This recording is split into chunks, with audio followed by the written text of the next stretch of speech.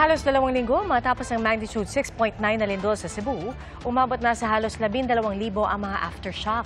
At kasama rito, ang magnitude 5.8 na pagyanig kanina madaling araw. Saksi, si Femari Dumabok ng GMA Regional TV. Tuluyang bumigay ang sementadong daang ito sa harap ng Hagnaya Integrated School sa San Remigio, Cebu. Kasunod ng aftershock na lindol kaninang madaling araw. Ayon sa LGU, nauna nang nagkaroon ng butas ang ilalim ng daan dahil sa magnitude 6.9 na lindol noong September 30. Pero bitak pa lang ang nabakas sa mismong kalsada noon. Naitala ang nasabing aftershock na may lakas na magnitude 5.8 pasado launa kaninang madaling araw sa timog kanluran ng Bogo City, Cebu. Nagising nito kaya naglabasan ng mga nasa tent city sa Barangay Kugon. It's an aftershock of the magnitude 6.9 event in nung nangyari noong September 30. Ang in-expect kasi natin na aftershock from the magnitude 6.9 event is maximum would be around 5.9. So ito 5.8. Ayon sa Bogo City DRRMO, 8 residente ang isinugod sa ospital. 3 sa kanila ang nakaramdam ng pananakit ng dibdib. 3 ang nasugatan, 1 ang inatake ng asma, at 1 ang naaksidente habang nagmamaneho ng motorsiklo. 3 na lacerated, yung isa sa may mata daw kasi naano sa glass. Nahulugan, meron sir? Ding na-disgrasya ng nahulugan. So meron ding na-disgrasya ng motor. Isa lang naman nung paglindol. Tuluyan ding bumigay ang isang bahay na unang napinsala sa lindol noong September 30. Wala na namang mga nakatira doon. So, inabando na po yung building na yung may mga sira na.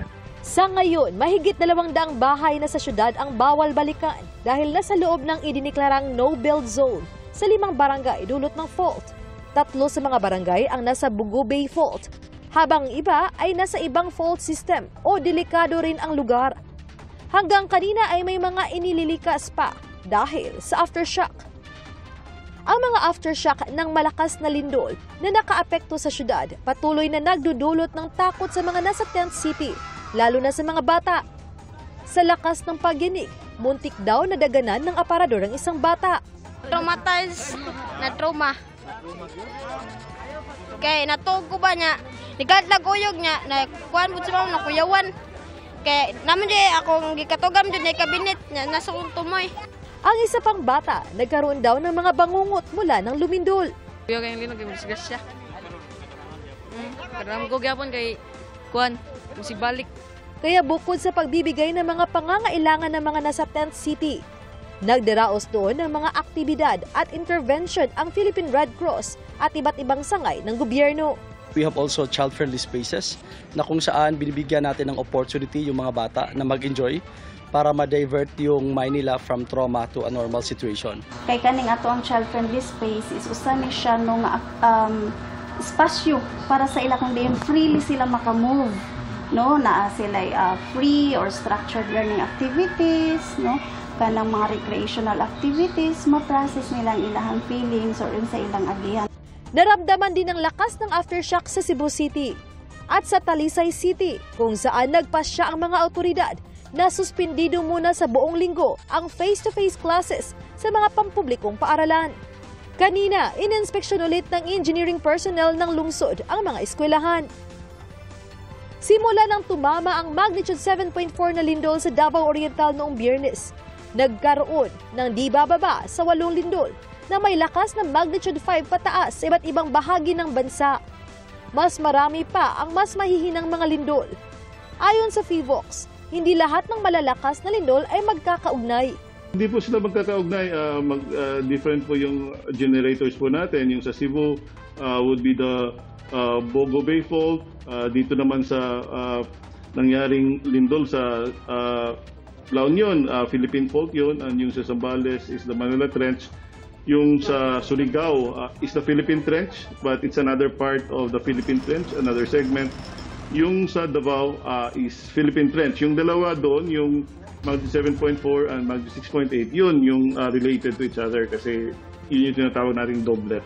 But the rest, hindi po sila konektado. Dahil sa halos sunod-sunod na malalakas na lindol sa loob lang ng 3 linggo, may mga napapatanong kung posible bang mapagalaw ng mga ito ang West Valley Fault, kung saan manggagaling ang sinasabing The Big One o ang magnitude 7.2 o mas malakas pang lindol na posibleng mangyari sa Metro Manila. Ang lokal na pamahalaan ng Laguna nagsuspindi na ng face-to-face classes sa lahat ng pampubliko at pribadong paaralan hanggang October 31. Pag-iingat daw ito sakaling lumindol dulot ng West Valley Fault. Ayon naman sa FIVOX, Hindi po, kasi po magkakalayo po sila. Magkakaiba din po yung